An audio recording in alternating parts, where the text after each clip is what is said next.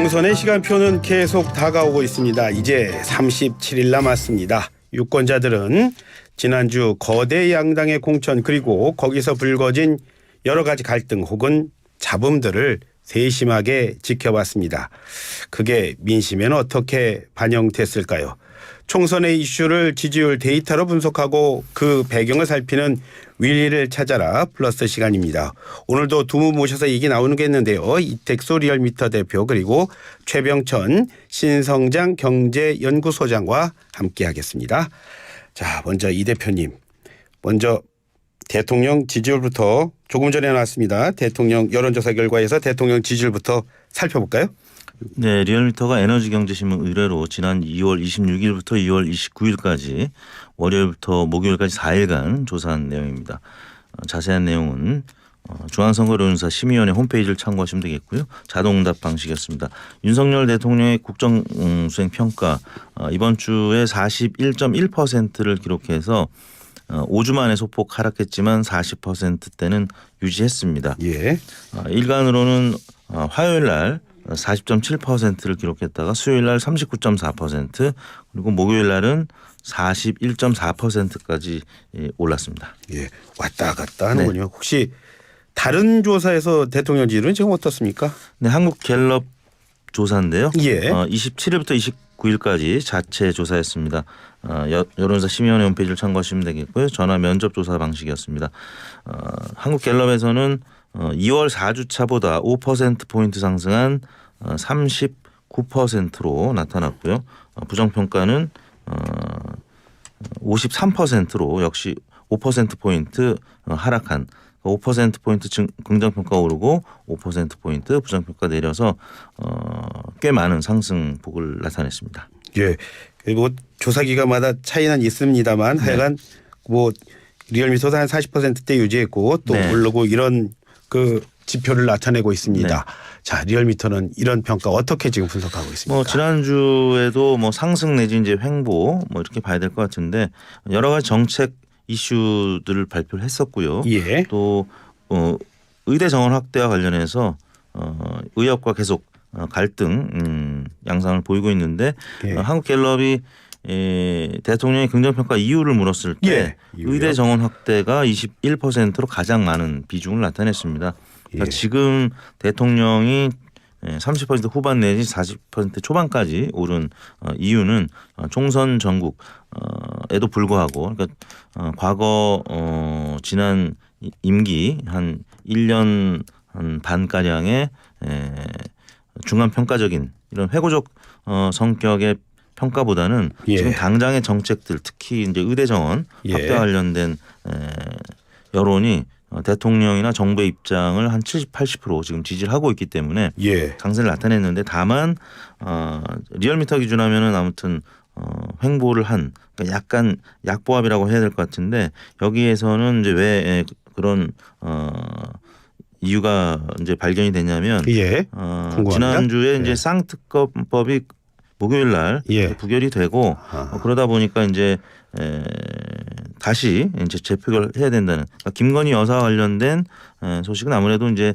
당정 입장에서는 부정적인 관련된 보도가 나오다 보니까 그래서 이제 지난주에는 특검 관련된 이런 소식 때문에 좀 횡보한 것이 아닌가 싶습니다. 네. 자, 이 대표님이 이 시간 나오셔서 가장 많이 강조했던 게요. 지금도 네. 잠시 말씀하셨겠지만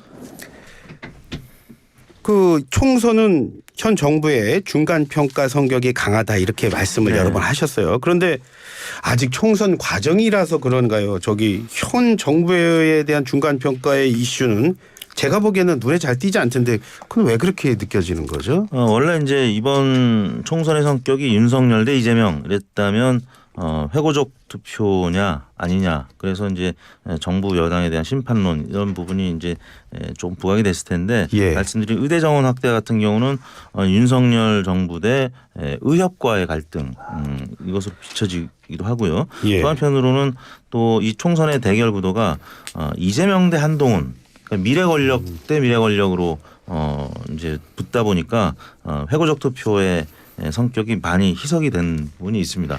이번에 조금 이게 특이한 건가요? 지금 현재 정부 여당이 이제 그런 부분 과거에 여러 선거에서 이제 패배를 하다 보니까 좀 예. 대응을 그동안에 오랫동안 준비를 해와서 잘 해오고 있다라고 봐야 될 텐데 문제는 이제 공천이 다 마무리된 이후 지금은 사실 어떻게 보면 각 당의 이제 경선이 이루어지는 과정이다 보니까 일종의 컨벤션 효과도 있거든요. 왜냐하면 예. 각 당의 후보들이 여론조사 독려 문자나 전화를 굉장히 많이 합니다. 예. 그래서 지금 막바지에 있기 때문에 특히 이제 30, 40 세대를 지지하는 민주당 입장에서는 좀 피로도가 많이 쌓인 측면 때문에 진보층은 응답이 조금 응답률이 줄어드는 경향성이 좀 있고 예. 국민의힘 같은 경우는 또 어르신들이 많이 지지하기 때문에 피로도는 좀 상대적으로 덜한 편이고요. 예. 또 아직까지 경선이 지금 치열하게 진행된 곳들이 국민의힘이 많습니다. 그러다 보니까 이번 주까지는 좀 국민의힘 지지자들의 응답률이 높을 것이고 4년 전에도 한 달 전에 좀 비슷한 양상이 나타났었거든요. 그런데 공천이 다 마무리되면은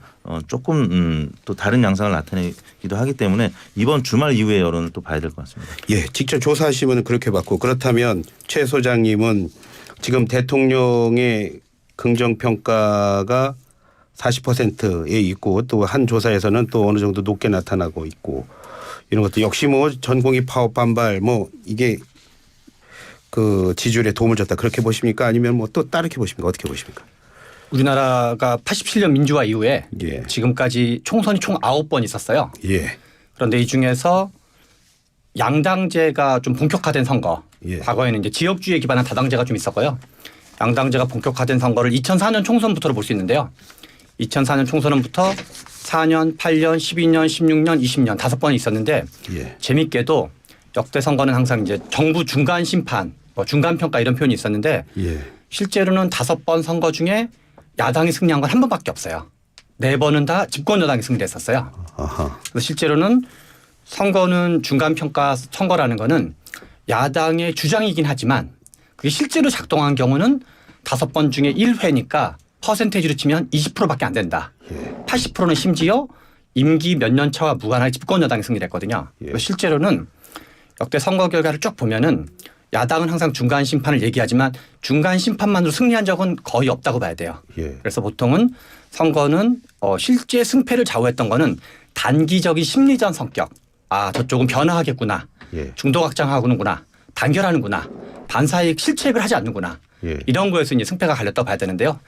이번 같은 경우 보시면 앞에서 우리 김 대표님이 말씀하신 것처럼 윤석열과 이재명 구도 때는 민주당이 유리했었는데 예. 한동훈과 이재명 구도가 된 뒤로 한동훈 대표가 한 거를 좀 복귀해 보면 예. 정치를 득점, 본전, 실점 3가지로 나누면 예. 실점한 게 거의 없어요. 본전 치기를 하거나 살짝 득점을 하거나 예. 미미하지만 그런데 반면 민주당 같은 경우는 2월 초부터 임종석 전 비서실장에 대한 논란이 2월 초부터 있었는데 예. 2월 초부터 지금까지 박수 받을 만한 뉴스는 거의 한 개도 없고 다 이제 이렇게 뭐 마이너스 1점 또는 마이너스 3점 이렇게 막 마이너스만 계속 해가지고 그런 게 합쳐서 이제 된 거로 봐야 되고 윤석열 대통령의 지지율 상승은 제가 보기엔 좀 3가지 효과가 맞물렸다고 저는 예. 생각을 해요. 앞에서 말씀하신 의대 정원 문제가 영향을 미친 건 명백하다고 봐야 되고요. 국민들이 이제 전폭적으로 지지를 하고 있는 사안이기 때문에 두 번째는 이재명 대표에 대한 반사 효과가 생각한 것보다 훨씬 크다고 봐야 돼요. 왜냐하면 두 분이 지난번 대선 후보였잖아요. 그래서 그동안 이재명 대표가 단식하고 좀 뭔가 야위어 보일 때는 좀 측은지심이 작동하다가 이러저런 민주당이 공천 논란을 겪으면서 아 맞다. 그때 윤석열 대통령이 우리가 그래서 찍었었지 예. 라는 약간 그 기억에 대한 환기 효과라 그럴까요? 예. 민주당의 여러 가지 공천 갈등이 대비되면서 뭐랄까 이제 어차피 정치라는 건 상대평가이기 때문에 민주당의 공천 갈등에 피하면 윤석열 대통령이 차라리 낫지라는 이제 반사 효과가 좀 있고 예. 또 한쪽으로 이제 한동훈 비대위원장이 그동안 약간 정당 지지율과 대통령 지지율을 좀 끌어올린 효과가 있었거든요. 예. 그래서 의대 정원 효과와 이재명 대표 및 민주당 공천 갈등의 반사 효과와 한동훈 그 비대위원장의 부수 효과, 덩달아 효과가 좀 맞물려서 한 30% 후반에서 40% 이제 초중반 살짝 넘는 것까지로 올라갔다고 봐야 될 것 같습니다. 그 말씀이라면 우리 유권자들은 이재명 대표의 행동을 하는 걸 보면서 오버랩해서 윤석열 대통령도 보고 이재명 대표 행동을 보면서 한동훈 비대위원장도 보고 그런다는 말씀이시네요. 그렇죠. 지금 안타까운 일인데 이제 민주당 입장에서 안타까운 일인데요. 한동훈 비대위원장도 국민의힘 선거운동을 하고 있는데 이재명 대표가 의도하진 않았겠지만 예. 결과적으로 국민의힘 정당 지지율과 후보 지지율을 끌어올려주고 있는 거거든요.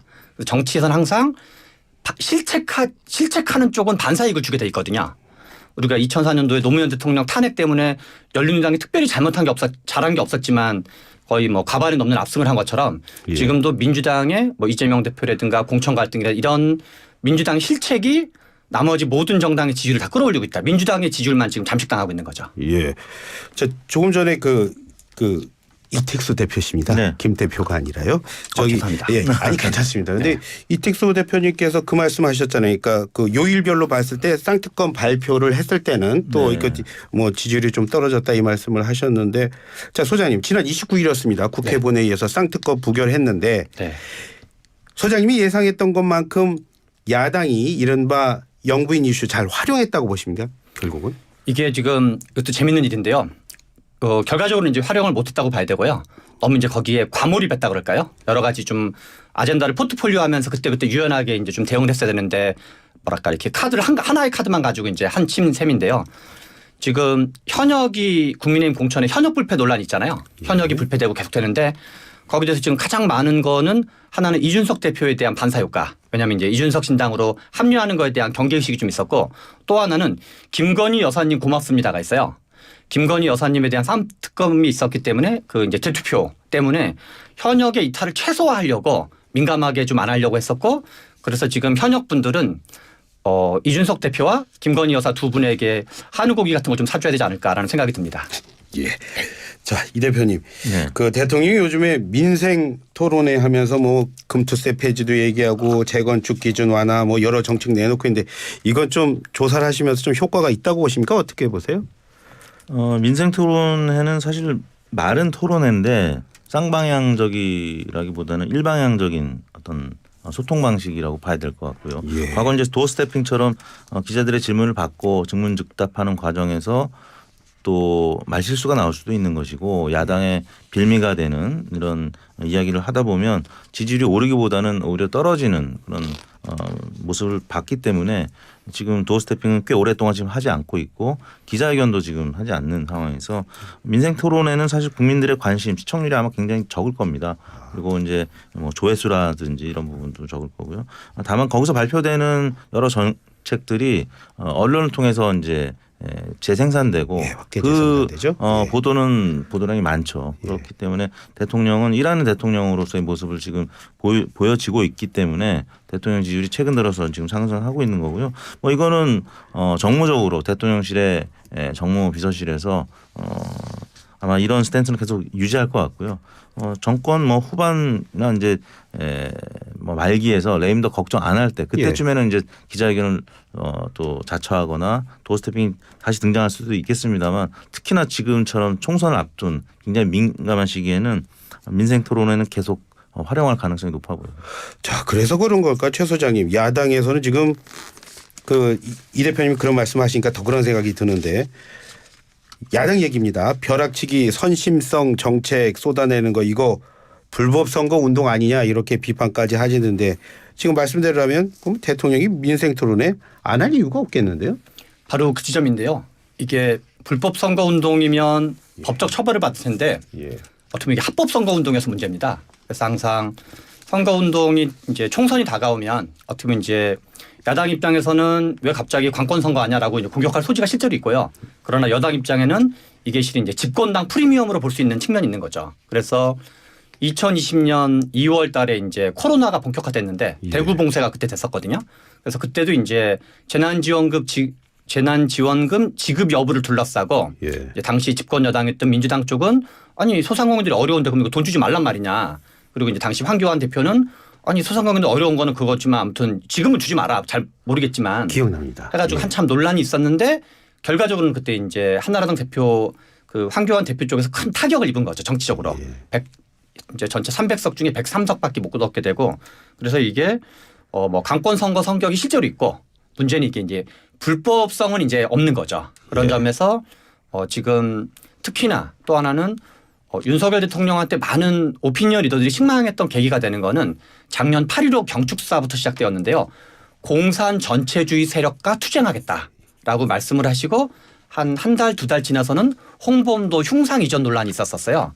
그래서 이거 해도 너무한 거 아니야? 라고 이제 많은 보수 쪽에 계신 분들도 우려했었는데 그때의 어떤 그런 불안한 국정 운영 느낌 그거에 비해서 국민들에게 강론은 덜 알려져 있지만 잘 모르지만 저는 아무튼 열심히 일하고 있습니다. 예, 강론은 우리가 좀 잘 모르겠지만 그래서 지금 제가 알기로 한 15차 정도 민생 토론회 한 걸로 알고 있는데요. 뭐 여러 가지 뭐 그린벨트 해제 문제라든가 원자력이라든가 뭐 용인 반도체 벨트라든가 뭐 메가 시티 문제라든가 이런 걸 막 하는데 아무튼 뭐 그런 이념적인 거 안 하고 열심히 일하는 모양 자체가 어디냐라는 그런 걸 하면서 이제 대통령에 대한 호감도 그다음에 이제 어떤 국정에 대한 집권 여당에 대한 안정감에서 플러스 효과가 꽤 있다고 생각합니다. 다 이유가 있다고 하시는 말씀입니다. 자, 1부는요. 여기서 마무리하겠습니다. 저는 잠시 뒤에 2부로 돌아오겠습니다. 네, 이승훈의 이슈 앤 피플 2부 이어가도록 하겠습니다. 스튜디오에는 지금 최병천 신성장 경제연구소장 그리고 이택수 리얼미터 대표와 함께하고 있습니다. 자, 2부에서는요. 여야 총선 판세를요. 여론조사 결과와 함께 살피면서 청취자 여러분의 이해를 돕도록 하겠습니다. 자, 이 대표님. 네. 지난주부터인가요? 국민의힘이 민주당 지지율을 역전하면서 골든 크로스 이런 말을 했었는데 이번 주는 어땠습니까? 혹시 또 재역전이 있었습니까? 아닙니다. 리얼미터 조사 결과부터 소개해드리면 이제 조사 방법은 다 같았고요. 요일만 지난주 수목 조사 이제 이틀간 조사했는데요. 예. 국민의힘이 3.2%포인트 오른 46.7%, 더불어민주당이 0.4%포인트 하락한 39.1%, 국민의힘은 2주 연속 상승했고 예. 더불어민주당은 4주 연속 하락했습니다. 그래서 양당 간 차이는 7.6%포인트. 그러니까 지난 2023년 2월 3주차 대략 1년 만에 국민의힘이 오차 범위를 넘는 수준으로 민주당을 앞섰는데요. 예. 한국갤럽이 아까 소개해드린 조사 기여인데 예. 여기서도 한국갤럽이 한 7%포인트 그러니까 40대 33으로 국민의힘이 앞서는 결과. 그러니까 이제 거의 리얼미터랑 한국갤럽 이 격차가 똑같이 나왔는데요. 이게 이제 지난 1년 전에 어떤 일이 있었냐면 김기현 대표가 뽑히고 또 이재명 대표가 구속영장이 청구되고 뭐 이러면서 당시에 민주당이랑 국민의힘이 좀 팽팽하거나 민주당이 앞서다가 국민의힘이 오차 범위를 넘는 수준으로 앞섰던 결과가 있었는데 그리고 나서 한 1개월 정도 지나고 김기현 대표가 뽑히고 나서 한일 관계가 이제 급속도로 가까워지고 또 주 69시간 근로 이 윤석열 대통령의 노동개혁 1호였는데 결국 이제 무산됐습니다만 그때 이제 정부에서 69시간 근로시간 방안을 발표하면서 다시 원래대로 민주당이 앞서는 결과가 나타났었는데 예. 딱 1년 만에 지금 국민의힘이 민주당을 한 7%포인트가량 앞서는 결과가 나타나면서 국민의힘은 뭐 과반 얘기가 지금 나오기 시작하는 거고 예. 민주당은 오늘 임종석 이제 전 실장이 다시 당에 남기로 해서 위기는 이제 넘겼습니다만 남겼다고 그러더라고요. 아무튼 당이 분열되면서 지지율이 좀 빠지는 그런 양상이 나타났는데 이게 이제 남은 총선까지 이어질지 아니면 4년 전처럼 다시 조금 민주당이 회복을 해서 원점에서 다시 시작을 할지 이거는 좀 지켜봐야 될 것 같습니다. 자, 그렇다면 리얼미터에서는요. 지금 이런 결과는 좀 대략 어떻게 분석하고 계십니까? 왜 이런지가 궁금한데요. 뭐 공천 문제죠. 이제 공천과 관련해서 한국갤럽이 조사를 했더니 국민의힘은 공천을 잘했다는 의견이 44%인데 비해서 민주당은 31%밖에 되지 않았어요. 예. 그러니까 이재명 대표에 대한 지지도도 그렇지만 공천에 대한 평가가 지금 많은 언론의 보도도 그렇고 실제 여론 평가도 국민의힘이 더 잘 됐다. 왜냐하면 자본이 그만큼 없었으니까 뭐 현역 불패가 상당 부분 이어지다 보니까 지금 이런 평가가 나왔고요. 그러다 보니까 정당 지지도에도 영향을 미친 것 같은데 이제 공천이 아마 이번 주 후반 들어가면 어느 정도 마무리될 것 같고 공천이 이제 다 마무리가 되면 공천에 대한 평가 뭐 물갈이가 몇 %냐 뭐 이런 부분도 있을 수 있고요. 예. 그래서 이제 본격적으로 각 지역에 뭐 250개 가량 되는 지역구 가상 대결 여론사들이 이제 쏟아져 나올 텐데요. 사실 그게 중요하죠. 전국 정당 지표도 중요하지만 각 지역구별 판세. 그러니까 인물 구도 정책에서 이제 구도는 어느 정도 짜여졌는데 이제 인물들이 이제 어느 정도 확정이 되면서부터 인물과 관련된 평가들이 나오기 시작하면 또 다른 양상이 될 수가 있고 총선은 사실 그렇습니다. 예. 많은 의원들이 얼굴들이 많이 알려져 있고 그렇기 때문에 더 관심도가 높아서 예. 지방선거보다는 적극적으로 투표하는 분들이 또 계시기 때문에 이제 향후 공천 이후에 각 지역별 판세가 또 중요하다고 할 수 있겠습니다. 지금 잠깐 언급하신 그 여론조사 공천 관련 여론조사는 역시 리얼미터에서 한 겁니까? 이거는 이제 한국 리서치가 KBS 의뢰로 한 거고요. 지난달 25일에서 27일까지 한 거고 전화 면접 방식이었고 여심히 홈페이지를 참고하시면 되겠습니다. 예. 자, 지금 그 공천과 관련한 얘기도 했고 그리고 그 거대 여야의 그 지지율까지도 말씀하셨는데 최 소장님의 분석이 궁금합니다. 비슷비슷합니까? 어떠십니까? 비슷한데 좀 더 이제 그거를 좀 상세하게 얘기도군요. 예. 앞에서 우리 이택수 대표님께서 이제 공천의 잡음이라는 표현을 썼는데 잡음은 구체적으로 지지율에 어떤 영향을 미친가를 좀 이제 세분화해서 표현할 수 있을 것 같아요. 예. 하나는 이게 이제 양당이 공천 과정을 보면서 유권자들은 리더십에 대한 평가, 진영에 대한 평가를 한다고 봐야 되거든요. 그래서 한쪽은 야 여기는 좀 불공정한 세력이구나. 예. 한쪽은 나름 또 그렇게 하네라는 리더십에 대한 평가가 하나가 되고 예. 우리 뭐 대통령의 역할, 당대표의 역할, 비대위원장 역할처럼 두 번째로는 우리가 인간 일반이 가지고 있는 도덕관념이 작동하고 있다고 봐야 돼요. 예. 어떤 우리가 공정한 사람과 불공정한 사람이 있으면 공정한 사람에 대해서 더 호감을 갖고 불공정한 사람에 대해서 더 비호감을 가지는 게 일반적일 거잖아요. 그래서 중도층 입장에서 양쪽 다 지지하지 않는 사람 입장에서는 역시 이제 불공정에 대한 어떤 그리고 여러 가지 뭐 행동 경쟁이나 등등의 실험에 의하면 사람은 불공정에 대한 약간 어떤 부정적 감년, 뭐 분노라든가 등등을 갖는 게 인간의 일반 어떤 특성이거든요.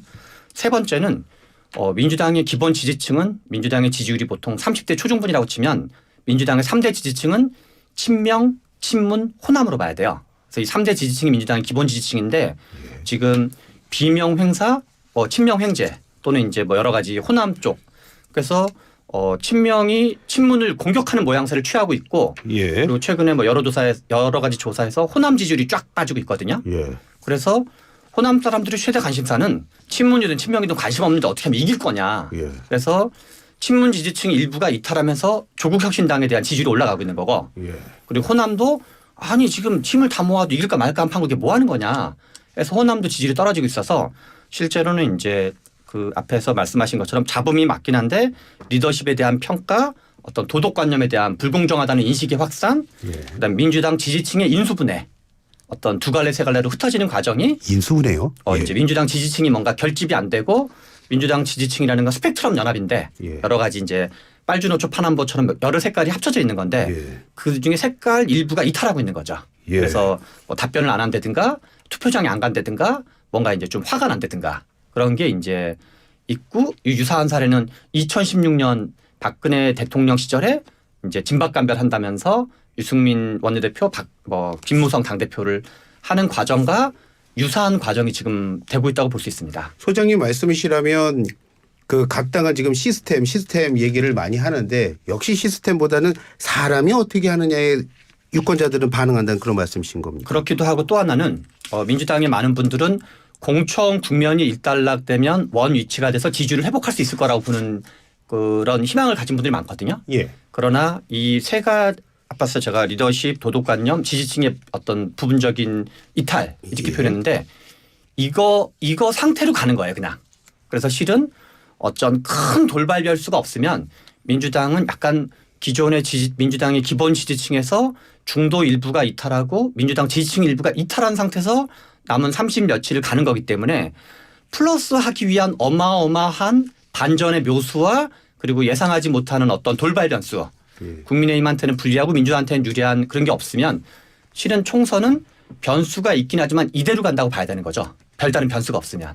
예. 지금 그 최 소장님께서 잠깐 이 대표님 말씀하셨지만 지금 호남 얘기를 했어요. 호남 얘기를 했는데 지금 호남 쪽 민주당 민심은 어떻습니까? 이게 호남이 그 전통적인 민주당 지지 기반 아닙니까? 근데 그곳의 민심 진짜 말씀대로 네. 지금 떨어지고 있는지 좀 궁금합니다. 한국갤럽하고 리얼미터 조사 결과를 보면은요. 조사기관 아까 다 말씀드렸고요. 한국갤럽 지난주 조사 보면은 민주당이 호남에서 지지율이 53%로 나타났는데 예. 그 전주에는 67%였어요. 그러니까 일주일만 14%포인트 떨어졌다 이런 보도들이 있었고요. 예. 다만 리얼미터는 그 전주하고 지난주가 그냥 60%대로 비슷했습니다. 예. 그런데 다만 이 1000명 조사하면은 한국 갤럽 조사가 1000명 했는데 호남이 한 100명 정도, 98명, 99명, 100명 그 정도이기 때문에 예. 사실 뭐 14%포인트 등락에 대해서는 예. 100명에 대한 오차는 더 크거든요. 그렇기 예. 때문에 큰 의미를 부여하기는 어렵겠습니다만 아무튼 뭐 이런 징조가 있다. 이런 어떤 지지율 변화가 있다라는 거는 이제 민주당에서는 좀 유익 있게 봐야 될 것 같고요. 예. 새로운 미래라든지 아니면 민주당에서 공천에서 탈락한 여러 의원들이 탈당해서 새로운 미래나 아니면 무소속으로 출마할 가능성들이 이제 있기 때문에 아까 이제 민주당의 지지층의 일부인 이제 호남에서 좀 이런 실망감에 따른 지지율 예. 이탈이 있을 수가 있는데 또 다른 이제 리얼미터 조사에서는 예. 뭐 큰 변화는 약간의 이제 차이지만 한 1%포인트밖에는 안 떨어졌더라고요. 그래서 예. 이런 부분은 아직 조금 선거 때까지 많이 남은 상황에서는 호남만 뭐 500명, 1000명 또 집중적으로 조사를 해봐야 알 것 같다는 말씀을 드리고 싶은데 예. 여하튼 오늘 임종석 전 실장의 당 잔류 결정 이 부분이 일단 민주당의 급격한 하락 추세는 좀 막아줄 수 있는 어떤 요인이 될 수 있지 않을까. 민주당에서는 좀 기대 볼 만한 포인트인데 또 한편으로는 또 김영전 부의장이 국민의힘에 입당했기 때문에 예. 이 부분이 또 어떻게 읽혀질지 이거는 좀 더 지켜봐야 될 것 같습니다. 김영주 국회 부의장의 국민의힘 입당 그리고 지금 말씀하신 임종석 실장의 잔류 이게 또 변수가 될 거라고 보십니까, 소장님? 네, 그 제가 호남 쪽 이제 분들 거기 가끔 이제 토론에 나가거나 이런 경우가 있어가지고요. 예. 그쪽 분들이랑도 좀 의견을 물어보기도 하고 이제 저도 그렇게 하는데요. 예. 김영주 전 부의장이 탈당한 게 19일 날이었었어요. 예. 그리고 이제 박용진 그 의원이 하위 20%에 포함된 게 이제 하위 10%에 포함된 게 20날이었고 예. 그리고 임종석 전 비서장이 이제 27일 컷오프된 게 있었는데 아, 어떻게 이렇게 날짜를 다 외우세요? 이제 열심히 하다 보니까 그런 건데요. 시험 공부하듯이 이제 열심히 하는데요. 근데 오늘이 아마 임종석 전 비서실장 탈당 여부가 매우 중요한 어떤 모멘텀이었던 것 같아요. 특히나 이제 이낙연 대표 혼자로는 뭔가 좀 힘이 좀 동력이 좀 약간 부족했었는데 우리 대표님 말씀하신 것처럼 여기 합류했을 경우 호남 유권자분들에서는 되게 상징적인 분이었기 때문에 예. 확 이제 뭔가 호남의 대규모 이탈 또는 이제 좀 더 속도감 있는 이탈 가능성이 높았는데 마침 이제 잔류를 하면서 뭐랄까 더 큰 하락은 좀 약간 잠깐 제동된 상태 정도로 봐야 될 것 같고 김명주 전 부의장님은 직책이 전 부의장이시긴 하셨지만 예. 호남 유권자분들이 밖에는 좀 아직 잘 인지도가 더 낮은 분들로 볼 수 있어요. 예. 그래서 민주당에 있는 일정한 분이 이제 국민의힘으로 입당하긴 했지만 예. 약간 좀 한편으로는 당에 좀 서운한 게 있고 한편으로는 또 뭐 넘어가기까지 하냐 그런 게 좀 교착하는 마음이어가지고 김영주 전 부의장이 중도 일부에게는 그게 이제 국민의힘의 외연 확장으로 영향을 미칠 것 같아요. 근데 민주당의 기본 지지층한테는 큰 의미를 두지는 않을 것 같습니다. 예. 그런데 지금 잠깐 말씀하시면 호남의 민심이 왜 흔들리고 있는 겁니까? 그러니까 호남은 지금 그동안 이재명 대표에 대한 신뢰도가 높았다고 봐야 돼요. 그러니까 지지도가. 왜냐하면 너무 당연한 거기도 한데 대표가 이재명 대표니까 대표를 중심으로 힘을 모아서 어떤 윤석열 정부를 심판하자라는 심판 여론이 있었던 거죠. 그러니까 아무튼 당대표를 밀어줬던 게 있었는데 아까 말씀드린 것처럼 김영준 전 부의장 그다음에 이제 박용진, 임종석 그다음에 홍영표 이런 분들이 뭔가 그리고 서른 이런 걸 보면서 왜 좀 잘 좀 하지 좀 그런 정서가 이제 어떤 디테일하게 뭐가 있다기보단 화합하고 확장해서 이기는 게 관심사인데 예. 이기는 것 같게 점점 멀어지는 것 같으니까 그런 상황 자체에 좀 불만이 있다고 봐야 될 것 같습니다. 예. 사실은 최 소장님께서 잠깐 언급을 하셨었는데요, 이 대표님. 그 뭐 결집도 지지층 결집도 이거 잠깐 말씀하시긴 하셨거든요. 조사를 하시니까 계속 아실 거라고 생각이 돼서 좀 질문 드리자면 민주당, 국민의힘 혹은 뭐 제3지대 정당 요 사이에 여론조사를 해보면 뭐 지지층이 결집돼서 좀 차이가 있습니까? 아니면 뭐 대동소이합니까? 어떻습니까? 선거 중반이나 이제 종반으로 갈수록 무당층이 많이 줄어듭니다. 그래서 뭐 자동응답 방식 같은 경우는 10% 이내로 이미 줄어들었고요. 예. 전화 면접 조사 같은 경우는 이제 10% 안팎 정도로 줄어드는데 이게 이제 견고하게 계속 이어진다는 거는 그만큼 지지층이 선거 후반으로 갈수록 예. 결집을 한다는 건데 이 제3 정당에 대한 기대 심리는 여전히 있습니다. 그래서 조국 신당 이제 조국 혁신당으로 이름은 정해졌습니다만 여론조사 기관이 아직까지는 조국 신당으로 표현을 하도록 선관위에서 지금 안내를 받고 있기 때문에 예. 예, 왜냐하면 이제 창당을 하고 있는 과정이고 선관위에 접수가 아직 안 됐다고 해서 예. 조국 신당이라고 표현을 이제 해야 됩니다. 그래서 조국 신당이라든지 아니면 새로운 미래 또 개혁 신당까지 하면 대략 뭐 10%에서 한 20% 사이 이렇게 비례정당 문항까지 하면은 이제 그렇게 확실히 나오고 있고요. 그래서 제3지대에 대한 정당 비례정당에서는 이제 그렇게 나오고 근데 다만 예. 지역구와 관련된 또 질문을 하면은 아직까지 제3정당에서 출마한 인물들이 머릿속으로 떠오르지 않기 때문에 뭐 그냥 이낙연 전 대표라든지 예. 이준석 대표 뭐 등등의 소수밖에 없잖아요. 그래서 이제 일반 지역구 지지도를 물어보면 역시 양당으로 이제 고착이 되고 있는 과정이고 비례정당에서는 이제 새로운 정당들 특히 조국 신당 같은 경우는 본인의 이름을 이제 당명으로 쓸 수 있게 됐기 때문에 조국 혁신당으로 그래서 예. 조금 더 유리한 측면이 있고요. KBS 아까 한국리서치 여론조사 이제 소개해드린 그 조사에서 예. 조국 신당을 선택한 응답자가 9%까지 예. 나타났단 말이에요. 그러니까 원래 개혁신당도 한 14% 나다가 좀 쪼그라들었는데 예. 그런데 그건 당명에서 이준석이라는 이름이 빠졌기 때문에 그런 측면도 그렇죠? 있고 예. 또 이낙연 신당하고 합당했다가 다시 이제 결별하게 되면서 그렇게 됐는데 아무튼 조국 신당은 지금 후발주자로서 9%라는 점은 굉장히 높게 지금 나타나고 있어서 비례하고 이제 지역구하고는 좀 차이가 있겠습니다만 지금 조국 신당이 계속 이런 높은 지지율을 나타내게 된다면 지역구도 좀 노려볼 만한 특히 호남을 기점으로 해서 예. 왜냐하면 새로운 미래가 좀 주춤하다고 하면은 아마 지역구를 노리는 일부 후보들 중에는 조국 혁신당으로 가고자 하는 물론 이제 송영길 전 대표의 소나무당도 있습니다. 근데 예. 여러 정당들 중에 지지율이 높은 지금 상황이기 때문에 조국 신당에 대한 기대감이 상대적으로 좀 높은 상황이라고 할 수 있겠습니다. 최 선생님 지금 조금 전에 말씀 같이 나눴던 정당 결집도 이게 네. 총선 막판에는 변수가 될지 이것도 궁금하고 지금 뭐 조국 신당의 역할까지도 어떻게 보시는지 한번 말씀해 주시죠. 결집도라는 게 앞에서 말씀드린 것처럼 모든 정당은 지지자 연합의 성격을 갖거든요. 지지자 연합. 예, 그래서 유권자 연합, 지지자 연합 이런 성격을 가져가지고 앞에서 말씀드린 것처럼 2016년 총선과 비유해서 표현하면 유승민을 좋아해서 새누리당을 지지하는 사람, 김무성 대표를 좋아해서 새누리당 지지하는 사람, 박근혜 대통령을 좋아해서 새누리당 지지하는 사람이 연합돼 있던 게 새누리당 지지율인데 유승민, 김무성 대표한테 뭔가 불이익을 주니까 그 지지층 일부가 투표장에 안 가는 식으로 나온 거거든요. 그래서 우리가 보통 결집도를 많은 분들이 이제 정당 쪽에 계신 분들이 보수 결집도가 떨어지거나 진보 결집도가 떨어지면 뭔가 더 센 보수, 더 센 진보를 하는 경향이 있는데 실은 거기 지지자 연합에는 센 진보도 있지만 온건 진보도 있고 막 섞여 있는 거죠.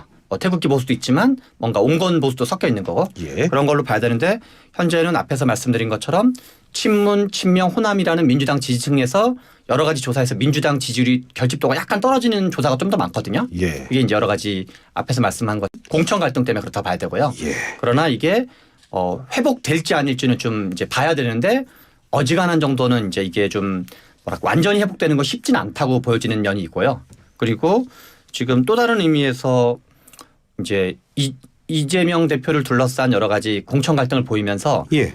민주당의 친문을 이제 호감을 가지고 있는 지지층 일부, 예. 그다음에 이제 호남 지지층 일부가 정당 투표에서는 조국 신당으로 넘어가겠다는 사람이 지금 제 주변에도 많이 이제 이렇게 잡히고 있는데요. 예. 그런 분들이 그런 얘기하는 분들이 점점 많아지고 있는 것 같아요 주변에서.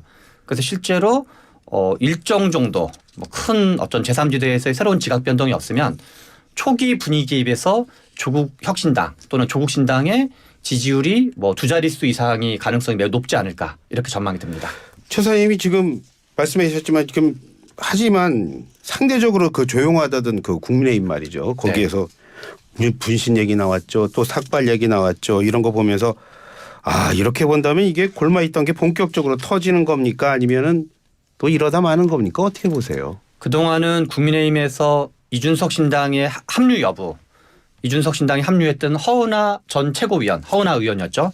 허은하 의원이 이제 한 라디오 토론에 나가서 어떤 표현을 한 적이 있냐면 국민의힘 의원 10여 명 이상과 합류 의사를 타진했었고 영남 중진도 포함되어 있다라고 말한 적이 있었거든요. 한 1월 기억이 납니다. 초중순경이었던 걸로 기억나는데요. 그래서 실은 국민의힘의 공천 과정에서 최대의 어떤 근심 걱정 중에 하나는 김건희 여사 문제에 대한 재투표 문제가 있었고 또 하나는 이준석 신당으로의 합류 여부가 있었거든요. 그래서 예. 그동안 민감한 지역이었던 강남권과 대구 경북 쪽에 대한 공천을 최대한 지금 뒤로 밀어놓은 거죠. 예. 그런데 최근에 이제 현역 불패 비판도 많이 받으면서 오히려 여러 가지를 종합해 봤을 때 현역 부분적인 교체 시도할 가능성이 좀 더 높아 보입니다. 왜냐하면 보수 언론을 포함해서 너무 좀 이렇게 그나물의 그 밥 아니냐라는 비판이 강하기 때문에 약간 개혁 공천 포지션으로 어떤 친윤, 윤핵관, 용산 공천 성격보다는 그런 것도 뭐 부분적으로 들어갈 수 있긴 하겠지만 약간 새로운 얼굴을 좀 교체해주는 방향으로 갈 가능성이 그러니까 지금 질문에도 물갈이 너무 안 되고 있는 거냐는 질문이 있는 것처럼 그게 어떤 그 미디어네든가 등등의 컨센서스인 것 같거든요. 공감대가 있는 것 같아요. 예. 그런 비판적 공감대가. 그래서 한동훈 비대위원장이 그동안 했던 스탠스를 볼 때 예. 그런 여론을 부분적으로 약간 반영하지 않을까 예상이 됩니다. 자, 이제 이 대표님 이제 네. 수도권 빅매치라는 그림이 그려지고 있습니다. 네. 그래서 이 대표님을 또 제가 이렇게 찾습니다. 수도권 네. 정당 지지율 지금 어떻게 나오고 있습니까? 수도권 전국적인 정당 지표는 이제 뭐 리얼미터나 갤럽이나 서울 같은 경우 한 10% 포인트 지난주 기준하면 국민의힘이 지금 앞서는 그러니까 전국 지표가 한 7% 포인트 국민의힘이 앞선다고 말씀을 드렸는데 예. 양사 모두 그렇습니다. 그런데 서울은 조금 더 벌어지는 것으로 나타났는데요. 예. 근데 또 개별 지역구 조사가 발표된 것들을 보면은 또 후보들을 이제 상정을 해서 응답을 하는 분들의 입장을 보면은 또 여전히 정권 심판론 혹은 민주당 후보의 강세 뭐 이런 지표들은 여전히 지금 나오고 있기 때문에 국민의힘 후보들 뭐 현역 의원들이 이제 지금 갤럽이나 리얼미터 지표가 국민의힘이 높긴 하지만 예. 이게 실제 총선에서 그렇게 이어질지 예. 이거는 좀 회의적인 시각으로 왜냐하면 여러 번 선거를 치러봤지만 서울은 아무튼 국민의힘 입장에서는 어려운 지역인 거는 분명하거든요. 인천 경기도 마찬가지고 예. 그래서 이 강세가 계속 이어질지는 국민의힘 이제 내부에서도 조심스럽게 지금 바라보는 것이고요.